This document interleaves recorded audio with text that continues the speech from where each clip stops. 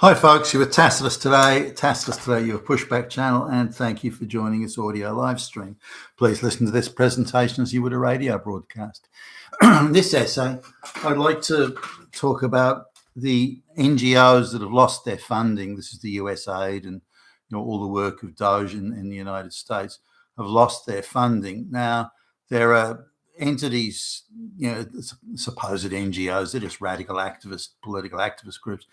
They 100% of their funding comes from USaid, and that's been cut off. And they're claiming to be, penniless, stone motherless, broke, and all this sort of stuff.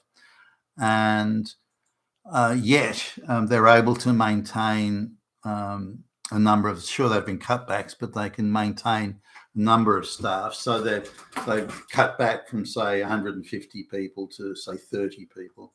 But they're also able to fund and hire high-priced outside lawyers to file legal cases against the US government or anyone else they choose to.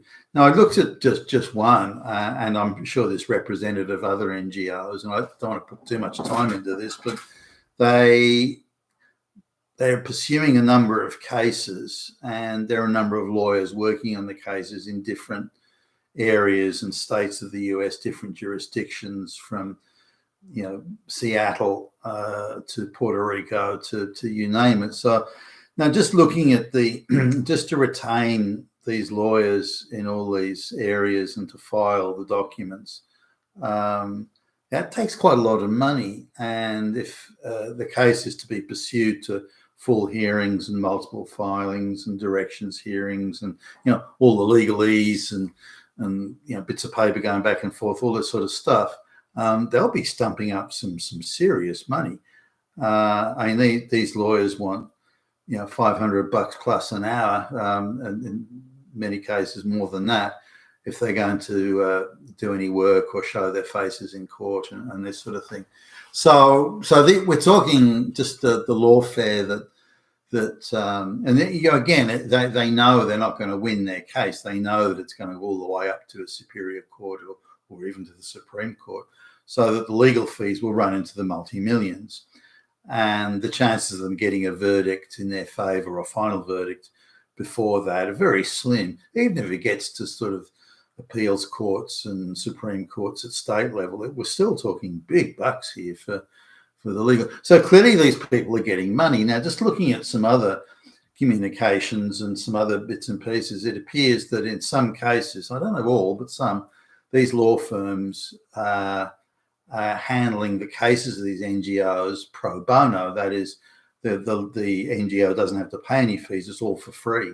The filing fees, the lawyer's time, everything is for free. Now, law firms don't do that. That just doesn't happen. So that means the law firm is being paid by someone else to do this work on behalf of the politically activist NGOs. So you need to understand it doesn't matter where the money comes from or how it's paid, how it's delivered, whether it's in kind or what it is. But as long as they've got a source of funding, they can maintain their activism. Their activism isn't because they're wild-eyed radicals that want to do good for the world. Far from it. They're being paid and paid generously to do this activism. Activism has become a career job in itself now. It's not something, and I've mentioned this 100 times. If I look at the best paid job, on the internet job boards in Australia, the best paid, most prestigious jobs, the majority of them now are working for NGOs and indirect NGO controlled, globalist controlled quangos. That's where the jobs aren't in real work jobs anymore. The activism, globalist activism on behalf of the globalist cabal are the best paid jobs now all across the Western world. So that's how far things have fallen in terms of the subversion of capitalist economics in the West. So where's the money coming from? And this is part of what Doge, I believe, needs to do. The first source of funding these NGOs are getting USaid, for example. It could be Soros or something, but it doesn't matter. But the first source of funding, they also have secondary, and they've also got a plan in place, whether it was patched together recently or was always there, where, okay, if funding source A falls over, USaid say, if funding source A falls over, then you can go to funding source B. If that gets nipped in the bud, go to funding source C. So they've obviously got a wider network, a multi-tier, multi-level network of funding. Now, maybe these lawyers that are being hired here, maybe they're not getting paid. Maybe the NGO is broke, but they're able to call on separate sources of funding to fund the activities they want to do. We want to launch a lot of legal cases, not a problem. These lawyers here, hire them, they'll be paid by this third party.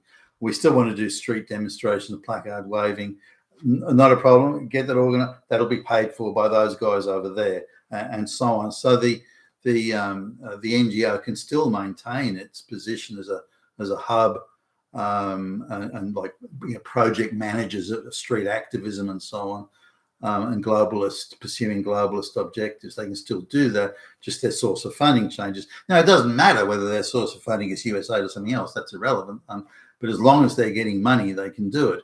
Now, some, for example, have had state governments step up. You know, blue Democrat-controlled state governments have stepped up.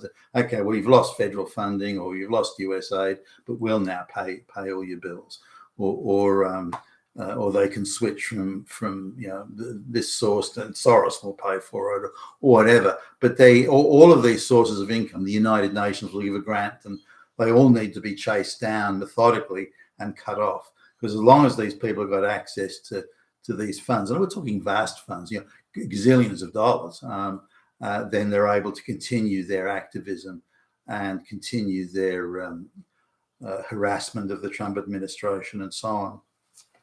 You've been with Tacitus today, your pushback channel. Thank you for listening.